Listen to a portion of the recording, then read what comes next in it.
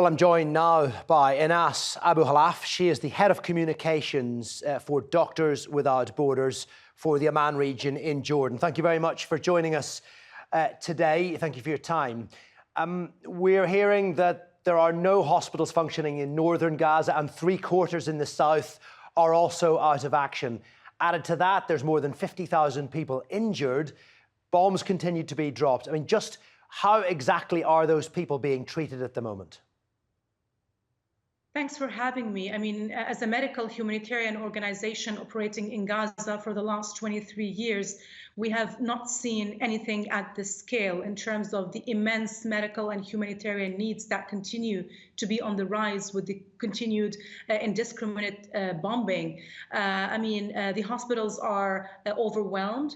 As you know, the Israeli forces took over Al-Auda hospital in Jabalia, and as far as we know, this was the last functioning hospital in the north of Gaza, and 6 of our medical staff were took out from the hospital for interrogation, and when they came back, they were not allowed even to move.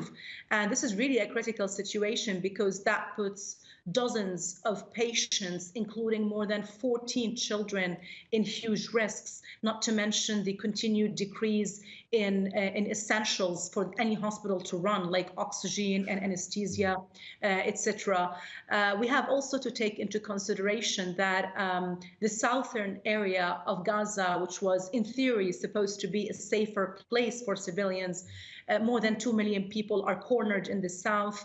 And many hospitals continue to be besieged with really overwhelming numbers of casualties. I'll give you an example from the middle area of Gaza in Al-Aqsa Hospital, where MSF teams operates.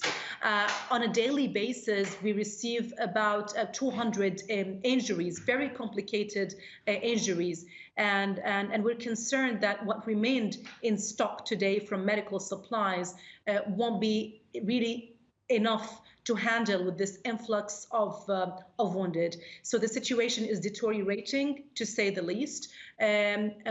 What we have witnessed so far on ground is not a war against Hamas only. From a medical humanitarian perspective, what we are seeing is a war against civilians and against anything that would facilitate the provision of medical humanitarian needs to those in need of it.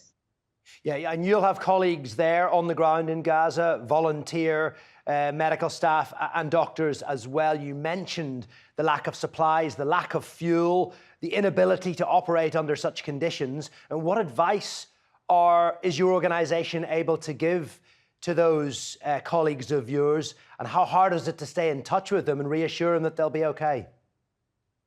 Absolutely. Remaining in touch with our staff is a huge challenge for us. What we know is that our Palestinian staff, they are really doing a great, job to keep the hospitals functioning.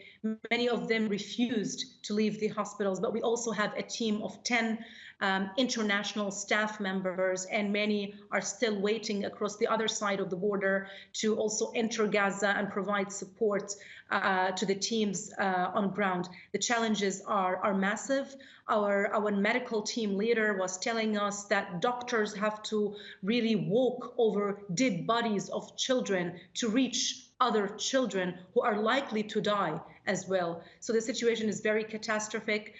They are working under pressure around the clock, not only physical, let's say, pressure, but also psychological pressure. They're affected themselves, and they have families that are worried about.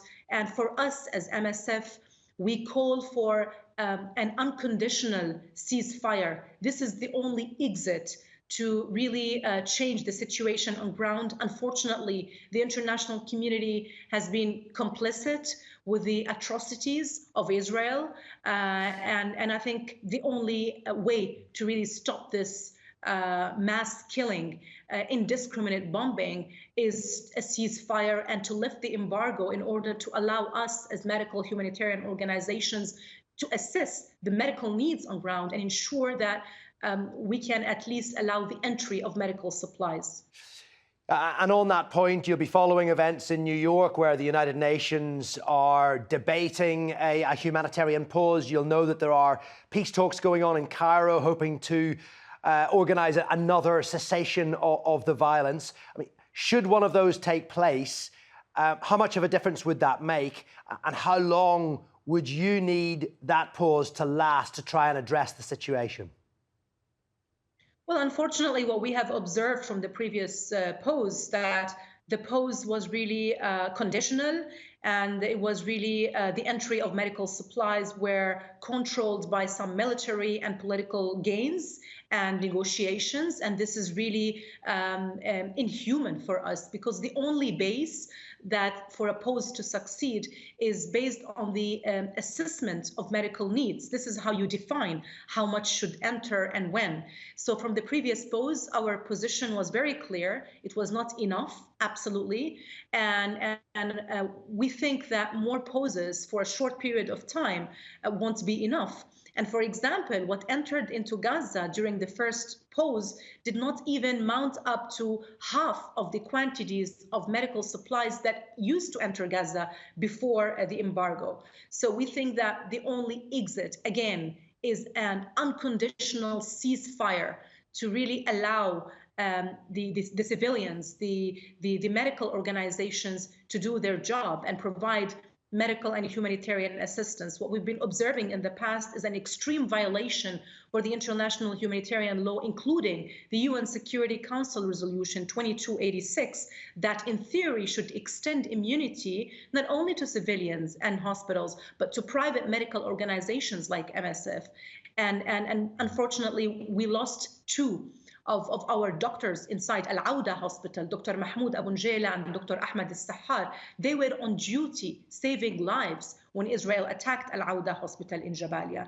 And we're afraid that the worst is yet to come with this indiscriminate attacks on hospitals. Enass, we wish you and your colleagues at Médecins Sans Frontières all the best.